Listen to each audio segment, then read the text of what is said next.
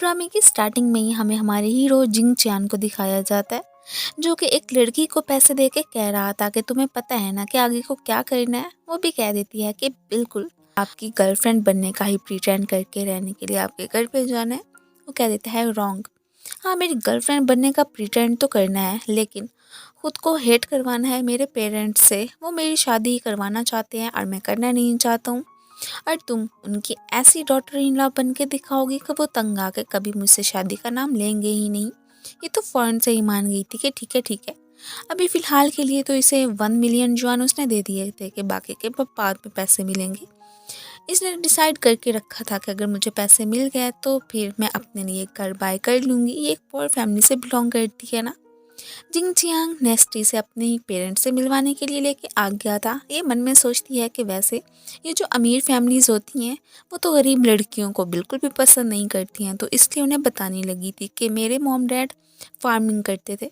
Dad की तो death हो चुकी है। एक मॉम है जो कि बहुत ज़्यादा इल रहती हैं और उनके एक्सपेंसेस भी मुझे ही सारे के सारे पूरे करने पड़ते हैं।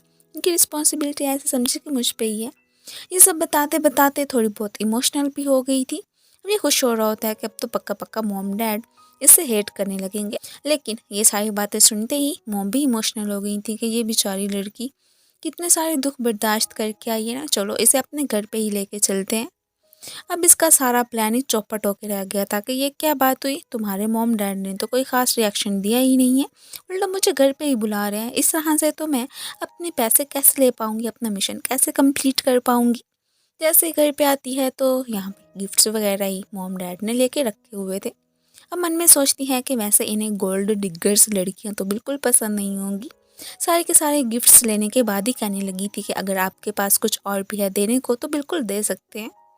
अब ये सब कुछ देख के ही मॉम डैड उल्टा बहुत ज़्यादा ही बुरा रिएक्शन देने की बजाय खुश हो रहे होते हैं कि वाओ, हमारी होने वाली बहू तो एकदम स्ट्रेट फॉरवर्ड है, दूसरी लड़कियों की तरह नहीं है जो कि नाटक करें कि उन्हें मनी से कोई मतलब नहीं है। मतलब सारा कुछ यहाँ पे उल्टा ही हो रहा था। अब तभी एक और लड़की यूरू की एंट्री होती है, जो कि जिंग चिंग की ही बचपन की फ्रेंड थी। इनकी फैमिलीज़ का आपस में ऐसे समझो कि बहुत ज़्यादा ही आना जाना होता है। अब मॉम उसे इंट्रोड्यूस करवा रही होती हैं शिया से कि ये मेरी होने वाली बहू है। वेल वो हैंडशेक करने के लिए आगे हाथ बढ़ाती तो है, बट यूरू ने तो साफ ही अवॉइड कर दिया था उसे। अभी हमें तो पता चल जाता है कि वो जिंग जिंग को पसंद करती है। ये अब मॉम से पूछने लगी थी कि वॉशरूम कहाँ पे है, तो यूरू कह देती है कि मुझे पता है, चलो शिया मैं तुम्हें दिखा देती हूँ। अब वहाँ पे साइड पे हिलाने के बाद ही कह रही होती है कि मैं जिंग चिंग को काफ़ी ज़्यादा पसंद करती हूँ, सो इसलिए हमारी लाइफ में तुम जो लड़की आई हो ना, यहाँ से चली जाओ, इंटरफेयर मत करना। वो कह देती है कि लगता है कि शायद आपको कोई मिसअंडरस्टैंडिंग हो चुकी है, मैं काम के लिए ही आई हूँ। खैर बहुत जल्दी इन सब की लाइफ से चली जाऊंगी, बस वेट करो थोड़ा सा, मेरे कोई भी मकसद नहीं है कि मैं यहाँ पे आके सबका दिल जीतूं। खैर वो तो फिर भी यकीन करने को तैयार नहीं होती है और इधर ये बताने लगी थी कुछ एंटीक पीस को दिखा के, ये काफ़ी सारे एक्सपेंसिव हैं और अंकल तो ऐसे मानो कि इन पे अपनी जान छिड़कते हैं। अगर कभी तुमने इन्हें तोड़ने की कोशिश की ना तो समझो तुम घर से बाहर। और जानबूझ के खुद ही एक एंटीक पीस को नीचे गिरा देती है। डैड भागे भागे आते हैं कि यहाँ पे क्या हुआ है। अब तभी फ़ौरन से शिया बोल देती है कि ये तो मुझसे गलती से टूट गया। यही मन में सोच रही थी कि इस तरह से जैसे ही पता चलेगा तो वो मुझे घर से बाहर निकाल देंगे, हेट करने लगेंगे। ऐसा तो कुछ भी नहीं होता है। उल्टा डैड तो खुशी हो रहे होते हैं कि वाह, तुम्हें कैसे पता चला था कि मैं इन एंटीक पीस को चेंज करना चाहता था, बट इतने अरसे से मुझसे कोई फ़ैसला हो ही नहीं पाया। और मॉम भी बता ही रही थी कि तुमने कितना अच्छा काम किया, कुछ बीडिंग वगैरह हो रही है, सो तुम हमारे साथ ज़रूर चलना। ये सब कुछ सुनते ही यूरू बता देती है कि नहीं, एक्चुअली में ये सारे कुछ तो मुझसे ही टूटा। ये सुनने के बाद ही वो इसके पेरेंट्स को कॉल मिला देते हैं कि आपकी बेटी ने मेरे घर पे इतना बड़ा नुकसान किया, सो आपको कंपनसेट करना तो बनता ही है। यही सब कुछ सुनना था। यूरू तो गुस्सा करते हुए वहाँ से चली जाती है कि इस लड़की को कैसे ट्रीट कर रहे हैं और मुझसे ऐसे भी पता नहीं खुद को क्या समझते हैं। यहाँ पे डैड तो इसके लिए थम्स अप करते हैं कि वैसे तुम बहुत ज़्यादा ही अच्छी लड़की हो, हालांकि ये यूरो ने तोड़ा था और सारा का सारा ब्लेम तुमने खुद पे ले लिया। ये बेचारी तो इधर बेहोश होने का ही नाटक करने लगी थी कि ये क्या बात हुई। यार मैं जितनी कोशिश कर लूँ लगता है कि मैं अपने मिशन में कंप्लीट नहीं होने वाली हूँ। एक एग्जीबिशन में जो कि बिडिंग वगैरह हो रही थी, वो तो इसे भी अपने साथ ही लेके आए होते हैं। ये जिंग चियान से मशवरा मांग रही थी कि इनको खुद से हेट कैसे करवाऊँ, खुद ही मुझे कुछ बताओ ना। अब यहीं पे ही बिडिंग वगैरह में ही एंट्री हुई होती है यूरू की। वो तो एक एंटीक पीस अंकल के लिए ही बाय करना चाहती थी कि वो खुश हो जाएंगे कि जो मैंने आपको तोड़ा था उसकी भरपाई करनी तो बनती ही थी। ये अचानक ही उठ के खड़ी हो जाती है और सबको कहने लगी थी कि ये देखो इतने फजूल से एंटीक पीस पड़े हुए हैं और आप लोग इसके लिए इतनी भारी कीमत देने को तैयार हो। पता नहीं खुद को क्या समझते हो, ऐसे ही खामा में मनी को वेस्ट कर रहे हो। और एक और एंटीक पीस की तरफ इशारा करती है कि वो देखो ये होता है आर्ट वर्क। अब इधर जिंग चियान भी इसकी हरकतों से तंग आया बैठा होता है कि ये ज़रूर अब यहाँ पे मेरे मॉम डैड को एम्बेरस करवाएगी। मैंने ऐसा करने को तो बिल्कुल नहीं बोला था, बस उनसे यही कहा था कि हेट करवाना है। अब जैसे ही ये यूरो को चिढ़ा रही होती है तो वो भी इसे बातें ही सुनाने लगी थी। एंड फ़ौरन से ही मॉम बोल देती हैं कि मेरी होने वाली बहू को तुम्हें कुछ भी कहने की कोई भी ज़रूरत नहीं है, समझी तुम। अब तभी ही ऊपर से मिसिस लियू की एंट्री होती है जिसके के आर्ट पीसेस की ही थोड़ी देर पहले ये इंसल्ट कर रही थी कि ये काम तो बिल्कुल भी सही से नहीं किया गया। वो इस पे आते ही गुस्सा करने लगी थी कि तुम्हें क्या पता कि ये आर्ट क्या चीज़ होती है। अब ये तो मन मन में खुशी हो रही थी कि वाओ, इस तरह से तो अब डैड मुझे पक्का पक्का फैमिली से निकल जाने का ही बोल देंगे और मुझे मेरे पैसे मिल जाएंगे। खुद ही सबसे अपोलोजाइज करके जाने ही लगी थी कि तभी एक और आर्टिस्ट जिनका नाम है मिस्टर जैंग, उनकी एंट्री होती है।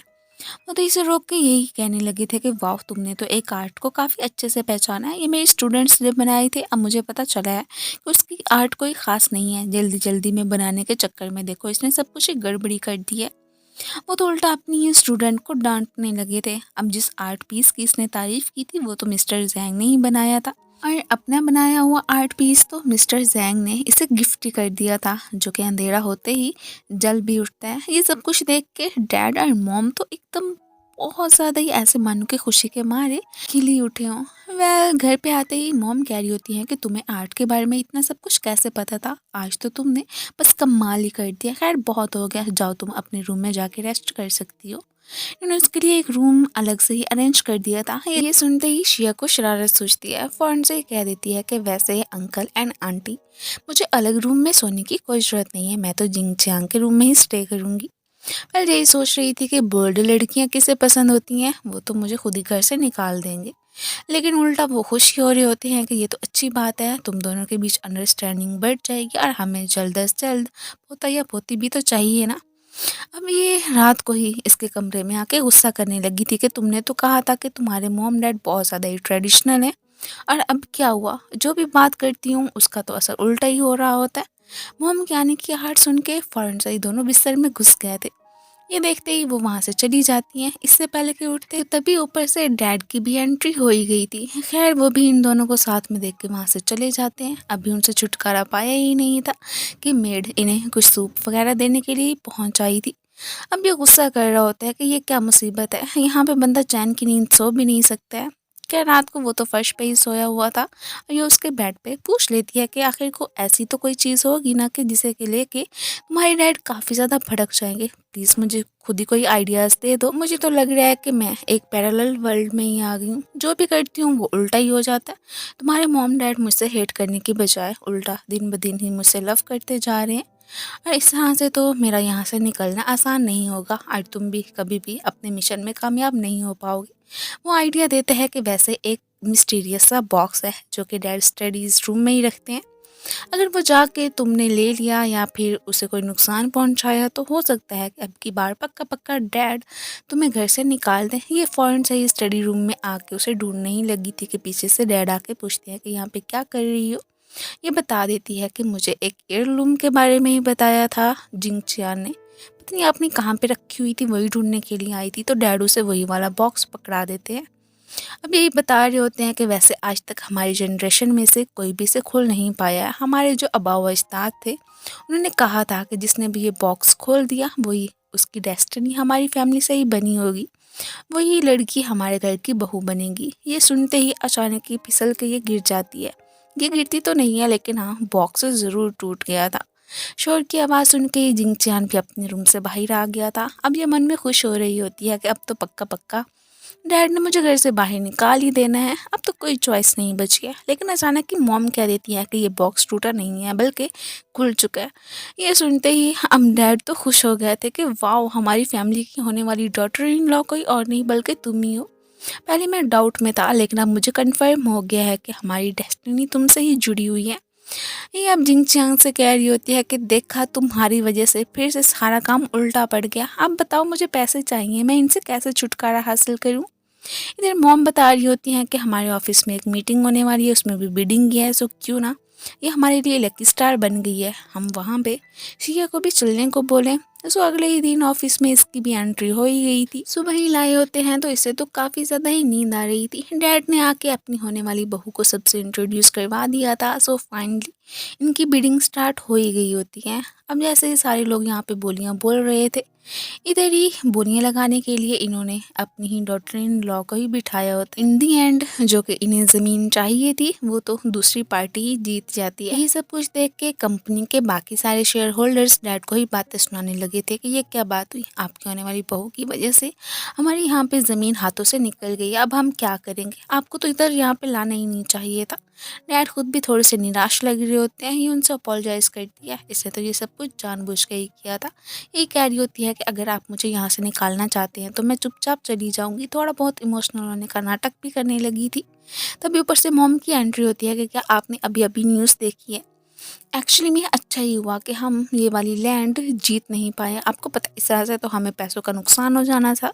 जिस प्रोजेक्ट को हम स्टार्ट करने वाले थे इस ज़मीन पे, ये ज़मीन तो उसके काबिल थी ही नहीं। एक और जगह से बहुत ही अच्छी सस्ते दामों में ज़मीन हमें मिल जाएगी। ये सुनते ही अब यहाँ पे तो इस बेचारी का तो फेस ही लटक जाता है कि ये क्या बात हुई। डैड तो खुशी से ऐसे मानो कि खिल उठते हैं कि वाह, देखा मैंने कहा था ना कि मेरी बहू लकी स्टार है, इसकी वजह से ही हम कितने बड़े नुकसान से बच गए। चलो इसी खुशी में ही आज की रात ही मेरे घर पे पार्टी है, तो आप लोग सभी लोग ज़रूर आना। वो तो ऑफिशियली ही अपनी इस डॉटर इन लॉ को सबके सामने इंट्रोड्यूस करवाना चाहते थे। इसका मूड तो ज़रा भी अच्छा नहीं लग रहा होता है कि ये क्या बात है, मैं जो भी काम करती हूँ सबका सब उल्टी हो जाता है, इस तरह से मुझे कभी पैसे नहीं मिलेंगे और मैं अपना कभी घर बना ही नहीं पाऊँगी। अब जो कि इसकी वजह से ही इनकी फैमिली दिन ब दिन तरक्की करती जा रही थी, सबको ये बता रहे होते हैं। अचानक ही जुरू आके बोल देती है कि क्या आपको पता है कि ये असल में आपके बेटे की गर्लफ्रेंड है ही नहीं, बल्कि इन्होंने तो साथ में कॉन्ट्रैक्ट साइन किया हुआ है। ये उसके सामने ही अब नाटक करने लगी थी कि बिल्कुल भी ऐसा नहीं है, हम दोनों तो एक दूसरे से बहुत ज़्यादा लव करते हैं। उसने तो इन्हें एक वो वाली वीडियो भी दिखा दी थी जिसमें कि शिया जिंगचान से पैसे ले रही थी। अब सारे क्वेश्चंस की बौछार कर देते हैं कि ये सब कुछ क्या है, तो ये बता देती है कि ऐसा कुछ नहीं है जो कि आप लोग समझ रहे हो। एक्चुअली में हम दोनों का रिलेशनशिप ऑनलाइन ही पहले था और फिर ऐसे ही अचानक एक दिन मुझे पैसों की ज़रूरत पड़ी, और वैसे भी जिंगचान मेरा बॉयफ्रेंड है, वो मुझे जितने चाहे पैसे दे सकता है। ऐसे ही खामखा में दूसरों की लाइफ में इंटरफेयर करने की ज़रूरत नहीं है। क्या आप लोगों ने ऑनलाइन रिलेशनशिप के बारे में नहीं सुना है? अब सारे लोग इसकी बात पे विश्वास कर लेते हैं कि आजकल तो बिल्कुल ऐसा ही हो रहा है। इसका मतलब है कि यूरो खुद जिंगचियांग को पसंद करती है, इसी वजह से ही इनकी होने वाली बहू पे इल्ज़ाम लगा रही है। अब यूरो के डैडी अपोलोजाइज़ करने लगे थे अंकल से कि हम मेरी बेटी ने बहुत ही बुरा किया, मैं अभी से यहाँ से लेके चला जाता हूँ, प्लीज़ हमें माफ़ कर दीजिएगा। उनके जाने के बाद ही डैड ने अच्छी खासी क्लास ली होती है जिंग जिंग की कि मुझे सच सच बताओ कि ये तुम्हारी कॉन्ट्रैक्टेड गर्लफ्रेंड है या वाकई में तुम दोनों रिलेशनशिप में हो। उन्हें तो यकीन ही नहीं आ रहा था, बल्कि यूरो की बातों पे विश्वास कर लिया था उन्होंने। ये भी कह देते हैं कि हाँ बिल्कुल यही सच है कि वो तो मेरी गर्लफ्रेंड नहीं है। ये सुनते ही डैड तो कह देते हैं कि दिल तो कर रहा है कि मैं अभी के अभी तुम्हारी हड्डियाँ तोड़ दूँ। यार कोई नहीं, तुम्हें एक चांस ज़रूर मिल सकता है। मुझे तो शिया बहुत ज़्यादा ही पसंद आई है, इवन कि हमारे लिए लकी भी साबित हुई है। सो मैं नहीं चाहता हूँ कि ये हमारी फैमिली से कभी भी जाए। तुम्हें एक अपॉर्चुनिटी दे रहा हूँ कि कभी भी शिया को हमारे घर से जाने मत देना, बल्कि उसे अपने पास ही रखो। अब अगर तुमने ऐसा ना किया ना तो फिर देखना मैं तुम्हारा क्या हाल करता हूँ। इवन कि मैंने तुम्हें अपनी फैमिली से भी निकाल ही देना, समझे तुम। और कुछ टिप्स वगैरह भी देने लगे थे कि उसे अपने साथ कैसे रखना है। सो नेक्स्ट ये जैसे शिया से मिलता है तो वो कहने लगी थी कि क्या तुम गिल्टी फील कर रही हो ना, मुझे पता नहीं क्यों ऐसा सा फील हो रहा है। यार मुझे तो अभी तक कोई भी अंदाज़ा नहीं हो पाया है कि तुम्हारे मॉम डैड आखिर को किस चीज़ से हेट करते हैं, जो भी है मुझे बता क्यों नहीं देते हो। यार फिर अचानक इसके माइंड में एक आइडिया आता है, पूछ लेती है कि क्या तुम्हारा कोई कज़न या फिर कोई और भाई है, मुझे उसके बारे में बता दो। अब देखना कि कैसे मैं उनके होश उड़ाती हूँ। अभी कहने लगी थी कि अगर तुम्हारा कोई भाई है तो मैं उसे सीड्यूस कर सकती हूँ, उसके बाद ही अंकल आंटी तो मुझे पक्का पक्का घर से निकाल देंगे कि ये कैसी लड़की है, बिल्कुल ही फ्लर्टी सी। अब अचानक ही मॉम इसके कज़न को इंट्रोड्यूस करवाने के लिए आ गई थी। अब ये तो उसका हाथ छोड़ ही नहीं रही होती है, बड़ी मुश्किलों से छुड़ाया जाता है। ये उसके कज़न को देख के जिस तरह से रिएक्ट कर रही होती है, यहाँ पे मॉम को भी डाउट होने लगा था कि इसे क्या हो गया, कहीं पगला तो नहीं गई। पहले कह देते हैं कि नहीं नहीं मॉम ऐसी बात नहीं है, और इसका हाथ पकड़ता हुआ साइड पे ही लेके जाने लगा था। यही कहता है कि ये अभी अभी क्या हरकतें कर रही थी तुम, ये बिल्कुल भी सही नहीं था। वो कह देती है कि अच्छा ये सही नहीं था, इसका मतलब है कि मुझे कुछ और प्रिपेयर करना पड़ेगा। देखना अब मैं क्या करती हूँ, तुम्हारे मॉम डैड कैसे मुझसे हेट करके मुझे घर से बाहर निकालते हैं। इसके बाद ही ये कोई सेक्सी सा ड्रेस पहन के ही अपने रूम से बाहर निकलती है और यूँ ओपनली उसके कज़न से फ्लर्ट भी करने लगी थी। उसे अपने पास आने को बोलती है, जो कि सिस्टर इन लॉ की बात सुनने के लिए आ भी गया था। ये उसे आहिस्ता से कहती है कि आप ना आज दोपहर 2 बजे मुझे सेकंड फ्लोर पे मिलना, मैंने आपसे कुछ कहना है। और ये कहने के बाद सीधा डैड के पास आती है और उन्हें बताने लगी थी कि आज दोपहर को 2 बजे के बाद आप सेकंड फ्लोर पे मत आइएगा। वो भी आगे से हाँ कह देते हैं। अब ये मन में सोच रही थी कि वाह, अब जैसे ही मैं तब फिर जिन के कज़न के साथ होंगी, मॉम डैड तो फ़ौरन से वहाँ पे आ जाएंगे। जब उन्होंने हम दोनों को साथ में देखना है तो तब तो इतने ज़्यादा हार्ट ब्रोकन हो गए कि उन्होंने मुझे घर से बाहर निकाल देना है। जिंग जिंग इससे पूछने लगा था कि अभी अभी तुम्हें शिया ने क्या कहा था। ये कह देता है कि वो तो इतना स्लोली बोल रही थी कि मुझे कुछ समझ नहीं आई थी, बस यही कह रही थी कि दोपहर को 2 बजे के बाद सेकंड फ्लोर पे मिलना, शायद कि उन्होंने मुझे मैसेज दिया था आपको देने के लिए। ये सुनते ही वो जैसे ही अब उसके पास जाता है तो तभी इसने ना सिर्फ डोर को बंद कर दिया था, इसे भी पकड़ लेती है।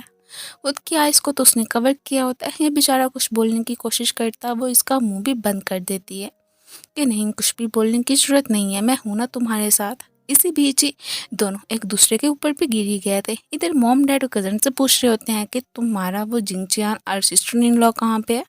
तो वो बता देता है कि वो तो सेकंड फ्लोर पे है, शायद कि हमें कुछ टाइम देना चाहिए। डैड तो खुश ही हो गए थे कि चलो अच्छा है, अगर हमने इन दोनों को टाइम दिया तो हमें बहुत जल्दी पोता या पोती भी मिल ही जाएगी। इसलिए इनको साथ में अकेले छोड़ के खुद इसे खाना खिलाने के लिए बाहर जाने लगे थे। लेकिन यहाँ से जाते वक्त चूल्हा बंद करना तो मॉम भूल ही गई थी। ये अब जैसे ही अपनी कवर आइज़ को ओपन करती है तो सामने से ही जिंग चियांग को देख के एकदम हैरान ही रह गई थी कि तुम इधर क्या कर रहे हो, पहले ही बता देते।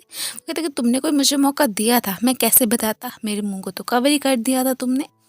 ये उस पर गुस्सा कर रही होती है कि सारा का सारा प्लान आपने मेरा चौपट कर दिया, इतना अच्छा मौका था इस घर से बाहर निकलने का, बट ना आके ही आपने कोई ना कोई तो यहाँ पे प्रॉब्लम क्रिएट करनी ही थी।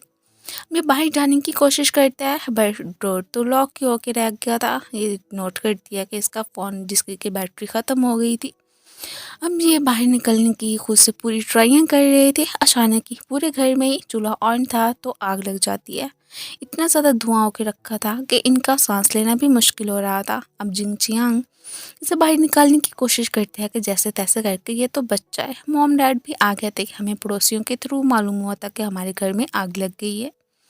यार ये तो यही चाहती थी कि जिंग चियांग को बचा लिया जाए, आखिर को उसने फर्स्ट ऑफ ऑल मेरी ही मदद करने का सोचा है और बस फायर फाइटर्स आने से पहले ही उसकी मदद करने के लिए पहुंच जाती है। यहाँ पे इससे पहले कि कोई चीज़ जिंग चियांग के ऊपर गिरती, ये खुद से उसे प्रोटेक्ट करने की कोशिश करती है। खैर हेल्प करने के लिए ही रेस्क्यू टीम आ गई थी। जैसे ही दोनों बाहर निकलते हैं तो आते ही बेहोश हो गए थे। अब नेक्स्ट सीन में ही इन दोनों को हॉस्पिटल में ही दिखाया जाता है। ये तो याद करते हैं कि कैसे रात को इसने मेरी बहुत ज़्यादा ही मदद की थी, इसलिए उसे थैंक यू बोल रहा होता है। अब यहाँ पे इसे बोलना तो चाह रहा होता है कि मैं चाहता हूँ कि बस हमेशा हमेशा मेरी लाइफ में तुम एंटर हो जाओ और मेरे घर में ही रहो। इससे पहले कि कोई भी बात करता, ऊपर से ही मॉम डैड की एंट्री हो गई होती है। वो तो अपनी ही डॉटर इन लॉ को थैंक यू बोल रही होती हैं कि तुम्हारी वजह से ही हमारा बेटा बच पाया। खैर हम तुम्हारा किस मुँह से शुक्रिया अदा करें, तुम कितनी ज़्यादा अच्छी हो ना। हम बेचारी के सारे काम उल्टे ही पड़ रहे होते हैं उनके जाने के बाद ही। हम ये बोल रहा था कि वैसे जो तुमने मेरी मदद की है उसके लिए तुम्हें कुछ चाहिए तो बिल्कुल मांग सकती हो। ये आगे से पैसे ही मांग लेती है कि जो पहले तुमने मुझे देने थे अब उसे डबल दे सकते हो। खैर वो बेचारा तो अब क्या ही करता, अपना सब मुँह ही लेके रह गया था कि इसे तो हमेशा पैसों की पड़ी होती है। रात को मॉम एक पार्टी में ही जा रही थी। खैर इसे भी इनवाइट करती हैं कि अगर आना चाहती हो तो आ सकती हो। ये तो मना कर देती है कि नहीं नहीं, आप और डैडी चले जाइएगा। यहाँ पे बहुत सारी ड्रेसेस को इसे दिखाने लगी थी कि अब बताओ कि इनमें से मैं कौन सी पहनूं। खैर जो तुम्हारे डैड है ना, उन्हें तो रिवीलिंग ड्रेसेस बिल्कुल पसंद नहीं है। उन्होंने कभी भी मुझे अलाउ नहीं किया। ये तो सिर्फ और सिर्फ रिवीलिंग ड्रेस ही ने दिखाने लगी थी कि ये तो आपको सूट करती है, बाकी की ड्रेसेस इतनी अच्छी नहीं है। देख लेना पार्टी में सारे लोग ही आपकी तारीफ़ें करेंगे। मन में तो यही सोच रही थी कि जब डैड को मॉम के थ्रू पता चलेगा कि इनकी ये ड्रेस मैंने ही चूज़ करके दी थी, अब तो पक्का पक्का वो भड़क के मुझे घर से बाहर निकाल देंगे कि मैंने गलत फैसला किया था। बहुत ज़्यादा ही बोलने के बाद मॉम कन्विंस हो गई थी कि ठीक है, मैं तुम्हारे कहने पे ही ये वाली ड्रेस पहन लेती हूँ, देखते हैं कि फिर क्या होता है। ये भी कहने लगी थी हाँ बिल्कुल, डैड की परवाह करने की ज़रूरत नहीं है, आपको जो अच्छा लगता है अपने लिए हमेशा वही चूज़ किया करें। अब मॉम और डैड तो पार्टी में ही चले गए थे। ये पीछे से ही स्माइल कर रही होती है कि आज मेरा यहाँ पे आखिरी दिन होगा। ऊपर से जिनचियांग आके पूछ लेता है कि तुम्हें क्या हुआ, क्या फिर से तुमने कुछ गड़बड़ी तो नहीं किया ना, मुझे सच सच बता दो। ये कह देती है कि नहीं नहीं, ऐसा कुछ नहीं है, मैंने कभी किसी को नुकसान पहुँचाने का नहीं सोचा। वेल जो भी होगा बस हमारे दोनों के लिए भले के लिए ही होगा। वो कह देता है कि मैं तुमसे यही बात करने के लिए आया था कि अब तुम्हें मुझसे दूर जाने की ज़रूरत नहीं है। मीन के मॉम डैड को खुद से हेट करवाने की जो पहले मैंने चांस दिया था वो अब ख़त्म होके रह गया। अब तुमने बस इस घर में स्टे करना है। इसके बदले में तुम्हारे जो भी मैंने पहले पैसे देने की ऑफ़र की थी उसे भी बढ़ा दूँगा। बस कुछ दिनों के लिए यहाँ पे रह लो। वो तो डैड को ये फ़ील करवाना चाहता था कि वाक़ई में ये दोनों एक दूसरे से लव करने लगे हैं, इसलिए बार-बार इसकी रिक्वेस्ट कर रहा होता है कि अगर ये घर से चली गई तो डैड मुझसे नाराज़ हो जाएँगे। ये मान ही गई थी। अब तभी ऊपर से मॉम की एंट्री हो जाती है। वो तो इस ड्रेस में वाक़ई में बहुत ज़्यादा ही प्रीटी लग रही थी। ये अपोलोजाइज़ करने लगी थी तो वो कह देती हैं कि किस बात के लिए माफ़ी माँग रही हो? बल्कि तुमने जो मेरे लिए ड्रेस चूज़ किया वो तो हमारे लिए बहुत ज़्यादा ही प्रॉफ़िटेबल साबित हुआ। मैं ड्रेस पहन के गई थी, वहाँ पे एक फ़ेमस डिज़ाइनर भी आए हुए थे। उन्हें हमारी चॉइस पसंद आई है और अपने जो भी कॉन्ट्रैक्ट थे 1 साल के लिए उन्होंने हमें दे दिए हैं। सो हमारी कंपनी को तो फ़ायदा ही होगा ना, इसे भी कुछ पैसे वगैरह ही देती हैं।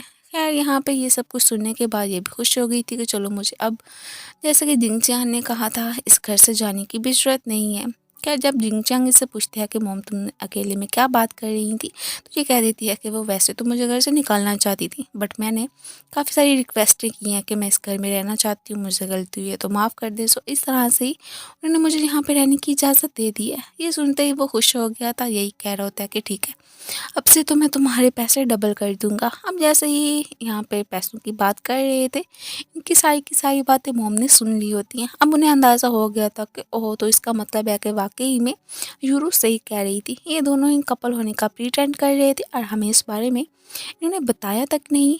अब तो उनके पास भी एक प्लान मौजूद ही होता है। नेक्स्ट जैसे ही ये फैमिली डिनर पे आते हैं तो यहाँ पे उनके सामने ही कपल होने का प्रिटेंड कर रहे थे और ये फैमिली मिल के ही खाना एंजॉय कर ही रही थी कि तभी ऊपर से यूरू की एंट्री हो जाती है। उसके पास कुछ डॉक्यूमेंट्स थे जो कि यही कह रही थी कि अगर ये मॉम डैड ने देख लिए तो उन्हें अब पूरा पूरा यकीन आ जाना है कि वाकई में ये दोनों कपल नहीं है। अब की बार तो जिंगचैन भी बोल लेता है कि देखो ऐसी ज़रूरत नहीं है तुम्हें आके झूठ मूठ सी रूमर्स फैलाने की। मॉम डैड को भी यकीन है कि वाकई में हम दोनों रिलेशनशिप में आ चुके हैं। वेल मॉम कहती हैं कि अच्छा चलो ठीक है, ये डॉक्यूमेंट्स मुझे दिखाओ, अभी पता चल जाता है कि सारे क्या असलियत है। जैसे ही वो ये पढ़ती हैं तो फ़ौरन से ही शिया को देखने लगी थी कि क्या ये सच है, कि वाकई में तुम इसकी गर्लफ्रेंड बनने का प्रिटेंड कर रही थी, इसलिए नहीं तुम्हें हायर किया था। वैसे ये बात पहले ही हमें बता देते, ऐसे ही खामखामे यहाँ पे आके झूठ बोलने की क्या ज़रूरत थी। वेल मॉम ने तो इसे अपने घर से ही अब चले जाने को ही बोल दिया था। ये कह रहा होता है कि मॉम उसमें इसकी कोई भी गलती नहीं है, वैसे ही ये सब कुछ मैंने अरेंज किया था, तो इसे डांटने की बजाय आप मुझे जो कुछ भी कहना चाहती हैं कह सकती हैं। अब उसे रोकने के लिए ये भी उसके पीछे ही भाग गया था और यहाँ पे हमें पता चलता है कि एक्चुअली में ये सब कुछ तो मॉम डैड और यूरू ने मिलकर ही ड्रामा रचाया था। वो भी इनके प्लान में शामिल हो गई थी। एक्चुअली में फिर रात का ही सीन दिखाया जाता है जब मॉम ने आके डैड को कहा था कि देखो ये दोनों प्रिटेंड कर रहे थे, हमें पता भी नहीं चला। डैड तो यही बताते हैं कि हाँ मैं तो ऑलरेडी ही जानता था, लेकिन मेरे बेटे ने मुझसे प्रॉमिस किया था कि वो हमेशा हमेशा ही शिया को हमारे घर से नहीं जाने देगा। खैर कोई बात नहीं है, अब वो दोनों एक दूसरे से लव करने लगे हैं, बस कन्फेस नहीं कर रहे हैं। अब इनकी फीलिंग्स को कैसे गुलवाना है उसके लिए मेरे पास एक प्लान मौजूद है। इसका मतलब है कि मॉम डैड ने अभी अभी जो इन्हें डांटा था वो भी इनके प्लान के मुताबिक ही था, ताकि ये दोनों एक दूसरे से दूर नहीं रह सकते हैं, उस बात की कन्फेशन कर दे। ये बहुत ज़्यादा ही कोशिश करता है कि इसे अपनी फीलिंग्स के बारे में बता दे, बट इसके मुंह से तो कुछ निकल ही नहीं रहा होता है। ये देख के ही मॉम डैड हैरान हो रहे होते हैं कि मुझे तो नहीं लगता है कि ये हमारा बेटा है, इससे ज़िंदगी में क्या कभी कुछ हो भी पाएगा कि नहीं। तभी यूरो आ जाती है इसके पास, जो कि कहने लगी थी कि अब तुम्हारी लाइफ में शिया नहीं रही है तो मेरा चांस बन सकता है ना, मैं भी तो तुमसे बहुत ज़्यादा लव करती हूँ। ये कह देता है कि नहीं, बिल्कुल भी नहीं, मेरे दिल में सिर्फ और सिर्फ शिया है। और लव करना तो उसे ही कहते हैं ना कि जिसके बारे में बंदा सोचता रहे, जिसकी आदत भी पड़ जाए। यही बातें सुनते हुए ही मॉम डैड भी घर से बाहर निकल आए थे और अपने बेटे से कह रहे होते हैं कि जाओ जाके शिया को रोको, अगर वाकई में उसे लव करते हो तो बिल्कुल अपनी कन्फेशन कर सकते हो। हम तो यही चाहते हैं कि वही हमारी फैमिली की डॉटर इन लॉ बने, इसके अलावा कोई और लड़की यहाँ पे आई भी मत, वैसे भी वो कितनी ज़्यादा स्वीट है ना। यहाँ पे यही सुनना था, वो तो भागा भागा ही अब शिया के पास पहुँचता है कि इतनी देर से क्या मेरे आने का ही वेट कर रही थी कि मैं आके तुम्हें रोकूंगा। वो कह देती है कि ऐसी बात नहीं है, मैं तो बस यहाँ पे टैक्सी के ही आने का वेट कर रही थी कि कब आएगी और मैं यहाँ से जाऊँगी। खैर, इन सारी बातों को इग्नोर करके वो अब फाइनली इससे अपनी फीलिंग्स कन्फेस कर लेते हैं कि क्या तुम अब हमेशा हमेशा के लिए मेरे साथ रहना चाहोगी। पैसों की कमी तो ज़िंदगी भर तुम्हें मैं होने नहीं दूंगा, हमेशा ही तुम्हारा ख्याल रखूंगा, तुम्हारी केयर करूंगा। यही सुनना था, स्पेशली के पैसों का। वो भी कह देती है कि ठीक है, अगर तुम मेरी रिस्पॉन्सिबिलिटी लेने को तैयार हो तो मुझे भी क्या एतराज़ हो सकता है। और यहाँ पे तो इसने उसे ये भी अश्योर करवा दिया था कि मॉम डैड हमसे नाराज़ नहीं है, बल्कि उन्होंने हमें माफ़ कर दिया। बहुत पहले ही उन्हें पता चल गया था कि हम दोनों नाटक कर रहे हैं। खैर, एक दूसरे की फीलिंग्स को ही उगलवाने के लिए उन्होंने ये सब कुछ किया था। ये सुनते ही वो खुश हो जाती है कि अगर मॉम डैड राज़ी हैं तो मुझे भी क्या एतराज़ हो सकता है। शिया तो जिंग चियांग के साथ ही अपनी पूरी लाइफ बिताने के लिए बहुत ज़्यादा एक्साइटेड दिख रही थी। एंड देन इसी के साथ ही हमारे इस क्यूट से ड्रामे की एंडिंग हो जाती है। Thank you so much for watching.